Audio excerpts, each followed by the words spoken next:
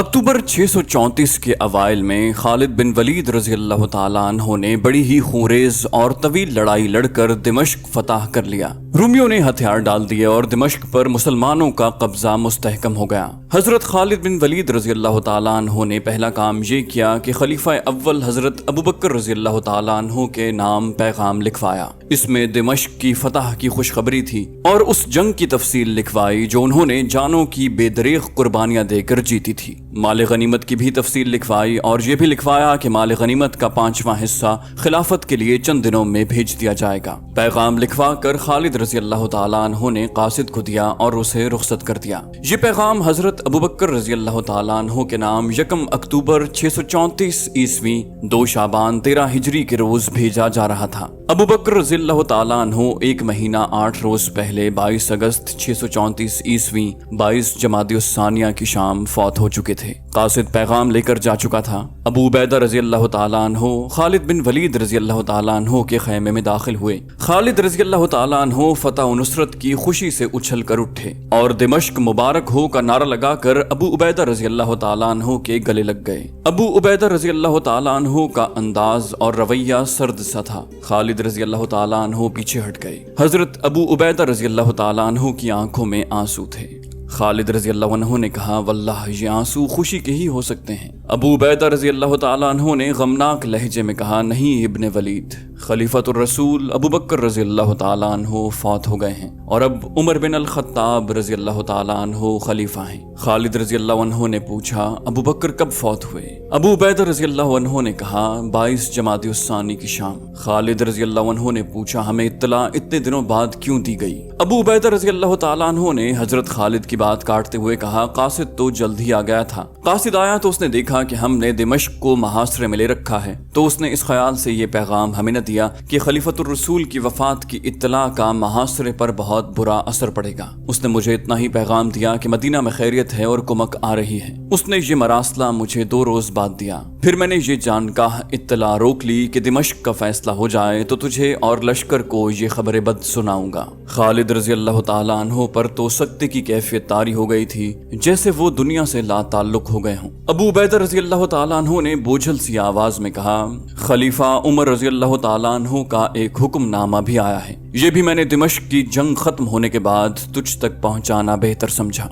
अबू उबैदा रजी अल्लाह ताला अन्हो ने पैगाम खालिद बिन वलीद रजी अल्लाह अन्हो को दे दिया। खालिद रजी अल्लाह ताला अन्हो ने पैगाम पढ़ लिया। उनके होंठों पर हल्की सी मुस्कुराहट आ गई। इस मुस्कुराहट में मसरत नहीं थी, ये मलूल और रंजीदा मुस्कुराहट थी। खालिद रजी अल्लाह ताला अन्हो ने आह भर कर कहा, अल्लाह की रहमत हो अबू बकर रजी अल्लाह ताला अन्हो पर। अबू बकर जिंदा रहते तो मैं इस अंजाम को न पहुंचता। खालिद बिन वलीद रजी अल्लाह ताला अन्हो की माजूली हजरत उमर रजी अल्लाह ताला अन्हो का एक और जुर्रतमंदाना फैसला था। इससे पहले उनका एक ऐसा ही फैसला ये था कि मुर्तदीन के जिन रिश्तेदारों को गुलाम और लौंडियां बना के रखा गया है, उन सबको आजाद करके उनके घरों को भेज दिया जाए। पहले बयान हो चुका है कि गुलाम और लौंडियां खलीफतुर रसूल हजरत अबू बकर रजी अल्लाह ताला अन्हो के हुक्म से ही रखी गई थी। लोगों ने हजरत उमर रजी अल्लाह ताला अन्हो के फैसले पर एतराज किया था। बाज ने एहतजाज भी किया, लेकिन उमर रजी अल्लाह ताला अन्हो इस हुक्म पर बहुत मजबूत दलाइल रखते थे, लिहाजा उन्होंने अपना फैसला मनवा लिया।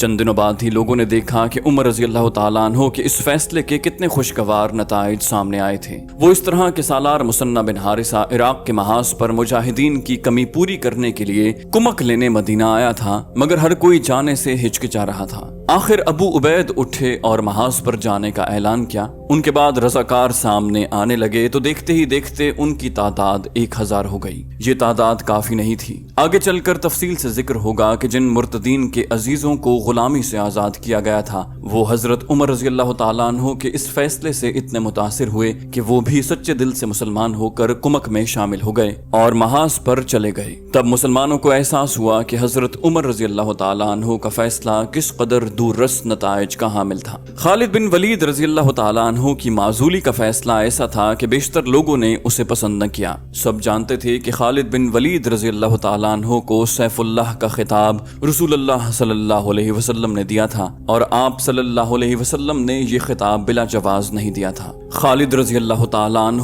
واقعی اللہ کی تلوار تھے۔ رومیوں کو ہر میدان میں شکست دینے والے خالد رضی اللہ تعالیٰ عنہ ہی تھے۔ حضرت عمر رضی اللہ عنہ بھی تسلیم کرتے تھے کہ خالد رضی اللہ عنہ نہ ہوتے تو رومیوں کو، جو اس وقت بہت بڑی قوت تھے، شکست نہ دی جا سکتی۔ اس کے ساتھ یہ مشکل پیدا ہو گئی کہ محاذ پر مسلمانوں کی پوزیشن کمزور ہو گئی۔ اس صورتحال کو سنبھالنے کی اہلیت خالد رضی اللہ عنہ میں ہی تھی۔ یہ کمزوری ابو عبیدہ رضی اللہ تعالیٰ عنہ کی ایک غلطی سے پیدا ہوئی تھی، لیکن حضرت عمر رضی اللہ عنہ نے خالد بن ولید رضی اللہ عنہ کو اس طرح سپہ سالاری سے معزول کیا کہ انہیں ان کے ایک ماتحت سالار ابو عبیدہ رضی اللہ عنہ کو سپہ سالار بنا کر خالد رضی اللہ عنہ کو ان کے ماتحت کر دیا۔ زیادہ تر لوگ یہ رائے دیتے تھے کہ خالد رضی اللہ عنہ کی پہم فتوحات اور لوگوں میں ان کی مقبولیت کو دیکھتے ہوئے عمر رضی اللہ عنہ کو خدشہ محسوس ہونے لگا کہ خالد بن ولید رضی اللہ تعالیٰ عنہ مفتوحہ علاقوں کے حکمران نہ بن بیٹھیں۔ لوگ یہ بھی کہتے تھے کہ عمر رضی اللہ عنہ اور خالد رضی اللہ عنہ کے درمیان پرانے اختلافات موجود تھے۔ ایک واقعہ تو سب کو یاد تھا، مرتدین کے خلاف جنگ میں خالد بن ولید رضی اللہ عنہ نے غیر معمولی کامیابیاں حاصل کی تھیں۔ ان کا ایک مارکہ مرتدین کے ایک سردار مالک بن نویرہ سے ہوا۔ مرتدین نے جم کر مقابلہ کیا، لیکن خالد رضی اللہ عنہ کی جارحانہ قیادت اور مجاہدین کی بے جگری کے سامنے مرتدین ٹھہر نہ سکے۔ ان کا سردار اور سالار مالک بن نویرہ گرفتار ہوا۔ خالد رضی اللہ تعالیٰ عنہ نے اسے قتل کروا دیا۔ مالک بن نویرہ کی ایک بیوی جوان اور غیر معمولی طور پر حسین تھی۔ حضرت خالد بن ولید رضی اللہ عنہ نے اس کے ساتھ شادی کر لی۔ اس جوان عورت کا نام لیلا تھا۔ اس شادی کی خبر مدینہ پہنچی تو حضرت عمر رضی اللہ عنہ کو بہت غصہ آیا۔ اس وقت خلیفہ حضرت ابوبکر رضی اللہ تعالیٰ عنہ تھے۔ مدینہ میں خبر یہ پہنچی تھی کہ خالد رضی اللہ عنہ نے مالک بن نویرہ کو اس کی حسین و جمیل بیوی لیلا کے ساتھ شادی کرنے کے لیے قتل کیا ہے۔ حضرت عمر رضی اللہ تعالیٰ عنہ نے خلیفہ ابوبکر رضی اللہ عنہ سے کہا کہ خالد رضی اللہ تعالیٰ عنہ کو معزول کر کے واپس مدینہ بلایا جائے۔ ابوبکر رضی اللہ تعالیٰ عنہ نہیں مانے۔ انہوں نے کہا تھا کہ اس وقت یہ دیکھیں کہ خالد رضی اللہ عنہ نے میدان جنگ میں کتنی کامیابیاں حاصل کی ہیں، اور یہ بھی دیکھیں کہ یہ جنگ کیسی ہے۔ یہ فتنہ ارتداد کی سرکوبی کی جنگ ہے۔ ان مرتدین نے مسلمان ہو کر اسلام سے انحراف کیا اور انہوں نے اپنے نبی کھڑے کر دیے۔ خالد رضی اللہ تعالیٰ عنہ نے اس جہاد میں ایسی کامیابیاں حاصل کی ہیں کہ اس نے ایک شادی کر لی ہے تو اسے معاف کیا جا سکتا ہے۔ حضرت عمر رضی اللہ تعالیٰ عنہ کی تشفی نہ ہوئی۔ وہ خاموش تو ہو گئے، لیکن ان کے دل میں خالد رضی اللہ تعالیٰ عنہ کے خلاف ناراضی قائم رہی۔ حقیقت یہ تھی کہ مالک بن نویرہ نے اسلام قبول کر لیا تھا۔ وہ اپنے قبیلے کا سردار تھا۔ یہ تمام قبیلہ مسلمان ہو گیا تھا۔ رسول اللہ صلی اللہ علیہ وسلم رحلت فرما گئے تو مالک بن نویرہ نے لوگوں سے وصول کی ہوئی زکوٰۃ اور محصولات کی رقم مدینہ بھیجنے کے بجائے لوگوں کو واپس کر دی اور سب کو اسلام کے خلاف بغاوت پر آمادہ کر لیا۔ اس کے علاوہ مرتدین میں سے ایک عورت سجاح نے نبوت کا دعویٰ کیا تو مالک بن نویرہ نے نہ صرف یہ کہ اس کی نبوت کو تسلیم کیا، بلکہ اپنے قبیلے اور اپنے زیر اثر دوسرے قبیلوں سے کہا کہ وہ سجاح کو نبی تسلیم کریں۔ یہ عورت عراق کے رہنے والے الحارث کی بیٹی تھی۔ اسے ام صادرہ بھی کہا جاتا تھا۔ مالک بن نویرہ کا سب سے بڑا جرم تو یہ تھا کہ اس کے علاقے میں مسلمانوں کی جو بستیاں تھیں انہیں نظر آتش کر دیا گیا تھا۔ مورخوں کی تحریروں کے مطابق خالد بن ولید رضی اللہ تعالیٰ عنہ نے اسے شکست دے کر گرفتار کر لیا اور اس کے یہ تمام جرائم اس کے آگے رکھے۔ اس نے ان جرائم کا اعتراف کیا۔ تب خالد رضی اللہ تعالیٰ عنہ نے اسے کہا کہ وہ ایسے آدمی کو معاف نہیں کر سکتے جس نے مسلمانوں کو قتل کیا اور ان کی بستیاں جلائی ہوں۔ مالک بن نویرہ کو قتل کر کے خالد رضی اللہ تعالیٰ عنہ نے اس کی بیوی لیلا کو لونڈی بنانے کی بجائے اسے بیوی بنا لیا۔ خلیفہ ابوبکر رضی اللہ تعالیٰ عنہ نے تو خالد بن ولید کی اس شادی کو جرم نہیں سمجھا، لیکن عمر رضی اللہ تعالیٰ عنہ نے اسے معاف نہیں کیا تھا۔ یہ شادی دسمبر 632 عیسوی میں ہوئی تھی۔ اب اگست 634 عیسوی کے آخری دنوں میں عمر رضی اللہ تعالیٰ عنہ نے انہیں معزول کر دیا۔ مبصر لکھتے ہیں کہ تسلیم نہیں کیا جا سکتا کہ 2 سال پرانے ایک واقعے کو بہانہ بنا کر حضرت عمر رضی اللہ تعالیٰ عنہ جیسے مدبر اور دور اندیش خلیفہ نے حضرت حضرت خالد بن ولید جیسے تاریخ ساز جرنیل کو معزول کر دیا ہو۔ حقیقت یہ تھی کہ خالد رضی اللہ تعالیٰ عنہ اپنے قبیلے کے سردار کے فرزند تھے۔ یہ امیر کبیر خاندان تھا، وہ خوش ذوق، خوش طبع اور زندہ مزاج تھے۔ خالد رضی اللہ تعالیٰ عنہ نے غربت نہیں خوشحالی دیکھی تھی۔ انعام و اکرام دینے میں ان کی کشادہ ظرفی اور سخاوت مشہور تھی، اور یہی ایک وجہ تھی جس سے عمر رضی اللہ تعالیٰ عنہ حضرت خالد رضی اللہ عنہ سے شاکی رہتے تھے۔ خالد رضی اللہ تعالیٰ عنہ کی معزولی پر حضرت عمر رضی اللہ تعالیٰ عنہ پر بہت لوگوں نے اعتراض کیے تھے۔ حضرت عمر رضی اللہ تعالیٰ عنہ نے آخر ایک خطبے میں اپنے فیصلے کی وضاحت ان الفاظ میں کی۔ یہ وضاحت تاریخ کے ریکارڈ میں محفوظ ہے۔ میں اللہ اور امت رسول صلی اللہ علیہ وسلم کے سامنے اپنے اعمال کا جواب دہ ہوں۔ میں نے خالد ابن ولید کو ذاتی رنجش یا کسی بے بنیاد الزام پر معزول نہیں کیا۔ خالد رضی اللہ تعالیٰ عنہ امیر خاندان کا فرد ہے۔ اس نے امیرانہ ماحول میں پرورش پائی ہے، اس لیے ابھی تک اس کی عادتیں امیروں جیسی ہیں۔ وہ شاعروں کو انعام دیتا ہے، رقمیں ضائع کرتا ہے۔ یہ رقمیں بیت المال میں آنی چاہیے یا حاجت مند گھروں میں جانی چاہیے۔ وہ پہلوانوں، شہ سواروں اور تیغ زنوں کو بھی انعام دیتا ہے۔ مجھے ابو بکر رضی اللہ تعالیٰ عنہ کے دور خلافت میں بتایا گیا کہ خالد رضی اللہ عنہ نے ایک شاعر اشس بن قیس کو 10,000 درہم انعام دیا ہے۔ اگر اس نے یہ رقم مال غنیمت میں سے دی ہے تو یہ مجرمانہ خیانت ہے، اور اگر اس نے اپنے حصے میں سے یہ انعام دیا ہے تو یہ مجرمانہ اسراف ہے۔ کیا اسلام اس اسراف کی اجازت دیتا ہے؟ میں خلیفۃ الرسول ابو بکر رضی اللہ تعالیٰ عنہ کو جو مشورے دیا کرتا تھا ان پر میں خود عمل کیوں نہ کروں؟ خالد رضی اللہ تعالیٰ عنہ کی معزولی کا فیصلہ صحیح تھا یا غلط، یہ الگ بحث ہے۔ اس فیصلے سے حضرت عمر رضی اللہ تعالیٰ عنہ کی اخلاقی جرت اور اصول پسندی کھل کر سامنے آ جاتی ہے۔ عمر رضی اللہ تعالیٰ عنہ نے بڑے ہی نازک وقت میں بہت بڑا خطرہ مول لیا تھا۔ محاذوں پر لڑنے والے مجاہدین میں غم و غصہ پیدا ہو سکتا تھا، اور ہوا بھی۔ لشکروں میں خالد رضی اللہ عنہ کی مقبولیت پیر و مرشد جیسی تھی۔ مجاہدین کے لڑنے کا جذبہ متاثر ہو سکتا تھا۔ اس کا انحصار اس پر تھا کہ خالد رضی اللہ عنہ کا رد عمل کیا تھا۔ مجاہدین خالد رضی اللہ عنہ کا رد عمل دیکھنے کے منتظر تھے۔ سب سے زیادہ پریشان ابو عبیدہ ابن الجراح رضی اللہ تعالیٰ عنہ تھے، جنہیں خالد بن ولید رضی اللہ عنہ کی جگہ سپاہ سالار بنایا گیا۔ رومیوں کے خلاف جنگ کی صورتحال تھی تو سالاروں کے قابو میں۔ رومیوں کو ہر میدان اور ہر محاذ پر شکست دی جا چکی تھی۔ دمشق فتح ہو چکا تھا، لیکن رومی کوئی معمولی جنگجو نہیں تھے کہ وہ ان چند ایک شکستوں سے دل برداشتہ ہو کر اپنے مقبوضات مسلمانوں کے حوالے کر کے بھاگ جاتے۔ وہ اس دور کی ایک ہیبت ناک جنگی طاقت تھے۔ وہ اپنی افواج کو اکٹھا کر کے مسلمانوں کو نیست و نابود کرنے کے لیے تیار تھے۔ سب جانتے تھے کہ رومیوں کے پاؤں اکھاڑنے کی جو اہلیت خالد بن ولید رضی اللہ تعالیٰ عنہ میں ہے وہ دوسرے سالاروں میں نہیں۔ یہ برابر کے مقابلے کی جنگ نہیں تھی۔ مسلمان جذبے کے زور پر لڑ رہے تھے اور ان کے مد مقابل ہتھیار بہتر تھے۔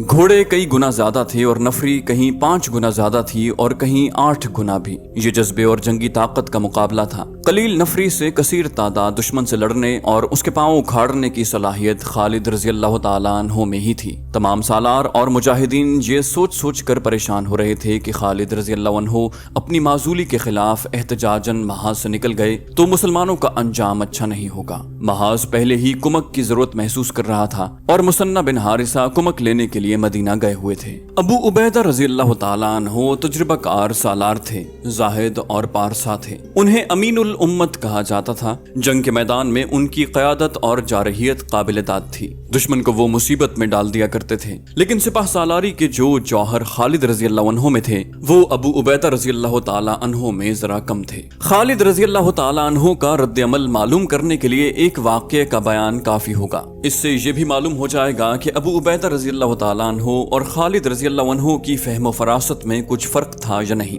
واقعہ یوں ہے کہ دمشق کی فتح کے بعد نئے سپاہ سالار ابو عبیدہ رضی اللہ تعالیٰ عنہ نے مجاہدین کے لشکر کو کچھ دن آرام دینا چاہا۔ رومی جوابی حملے کے لیے تیاری کر رہے تھے۔ خالد رضی اللہ تعالیٰ عنہ کی معزولی کے 6-7 روز بعد ایک اجنبی ابو عبیدہ رضی اللہ تعالیٰ عنہ سے ملنے آیا اور اپنے متعلق بتایا کہ وہ عیسائی ہے اور راز کی ایک بات بتانے آیا ہے۔ ابو عبیدہ رضی اللہ تعالیٰ عنہ نے اسے بٹھا لیا۔ اجنبی عیسائی نے کہا، یہاں سے کچھ دور ایک قصبہ ابو القدس ہے، वहाँ हर साल मेला लगा करता है। 2-3 रोज बाद मेला लगेगा। दूर दूर के ताजिर अपना माल बेचने के लिए लाएंगे। इस माल में सोने चांदी के जेवरात भी होंगे, हीरे जवाहरात और कीमती पत्थर भी होंगे। इसके अलावा जिन अशिया की दुकानें लगेंगी वो बहुत ही कीमती अशिया होंगी। मेले में जो खरीदार आएंगे वो हर साल की तरह बड़े ही दौलतमंद होंगे। ये रूमियों का मेला है और रूमियों से आपकी दुश्मनी और जंग है। 3-4 रोज बाद आप अचानक मेले पर छापा मारें और ये सब मालो दौलत आपका माले गनीमत होगा। इतना कीमती माले गनीमत आपको 10 कलों से भी नहीं मिल सकता।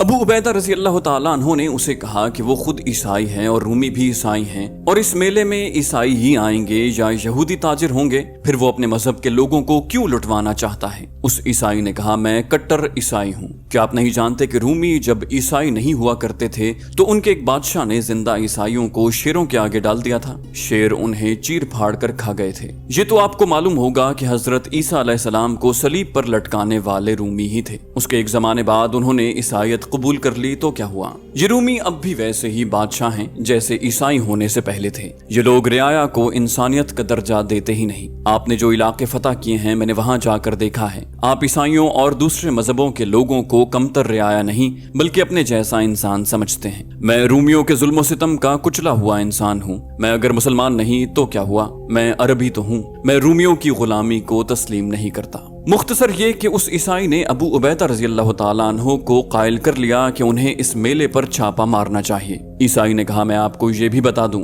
अबुल कुद्स के इर्द गिर्द और दूर दूर तक रूमी फौज का नामो निशान नहीं। आपके लिए कोई खतरा नहीं। रूमी फौज के कुछ दस्ते तराबलस में हैं, वहां से वो बर वक्त अबुल कुद्स नहीं पहुंच सकते। उन्हें इत्तला देने वाला कोई नहीं होगा। इस ईसाई के जाने के बाद अबू उबैदा रजी अल्लाह तआला अन्हु ने अपने सालारों को बताया कि एक ईसाई अरब उन्हें किस मोटे और आसान शिकार की खबर दे गया है। अबू उबैदा रजी अल्लाह तआला अन्हु ने कहा, अबुल कुद्स रूमियों के इलाके में है और रूमियों से हम बरसरे पैकार हैं, इसलिए उस मेले पर छापा मारने में हम हक बजानिब हैं। कोई खतरा भी नहीं। रूमी फौज वहां से बहुत दूर है। मैं तुम में से किसी को हुक्मन नहीं भेजूंगा। जो कोई इस छापे की कमान लेना चाहता है वो आगे आ जाए और 500 घुड़सवार मुंतखब कर ले। अबू उबैदा रजी अल्लाह तआला अन्हु ने सालारों को बारी बारी देखा और उनकी नजरें खालिद बिन वलीद रजी अल्लाह अन्हु पर ठहर गईं। उन्हें तवक्को थी कि खालिद रजी अल्लाह अन्हु इस छापे के लिए फौरन तैयार हो जाएंगे, लेकिन खालिद रजी अल्लाह अन्हु का चेहरा बेतासुर था और वो चुपचाप बैठे हुए थे। अबू उबैदा रजी अल्लाह तआला अन्हु की नजरें उनके चेहरे पर जमी रहीं। खालिद रजी अल्लाह अन्हु ने मुंह फेर लिया।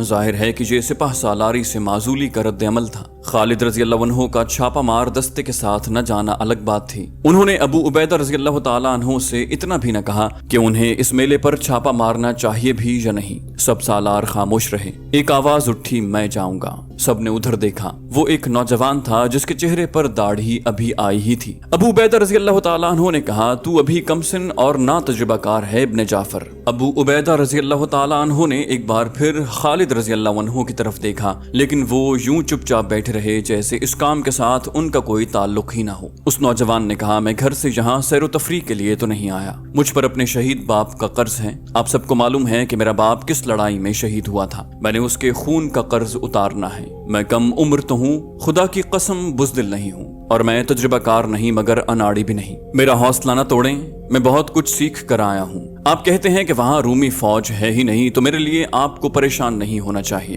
अबू उबैदा रजी अल्लाह तआला अन्हु ने कहा, हाँ इब्ने जाफर, मैं तेरा हौसला नहीं तोड़ूंगा। मैं तुझे 500 चुने हुए सवार देता हूँ, उनकी कमान तेरे हाथ होगी। एक नौजवान को 500 घुड़सवारों की कमान देना बज़ाहिर दानिशमंदी नहीं थी, लेकिन ये नौजवान कोई आम सा नौजवान नहीं था। इसका नाम अब्दुल्लाह बिन जाफर था और वो रसूलुल्लाह सल्लल्लाहु अलैहि वसल्लम के चचाजाद भाई जाफर रजी अल्लाह तआला अन्हु का बेटा था। जाफर रजी अल्लाह तआला अन्हु मुता की लड़ाई में शहीद हो गए थे। अब्दुल्लाह बिन जाफर रजी अल्लाह तआला अन्हु अबुल कुद्स जाने की तैयारी करने लगे। छापा 3-4 रोज बाद मारना था।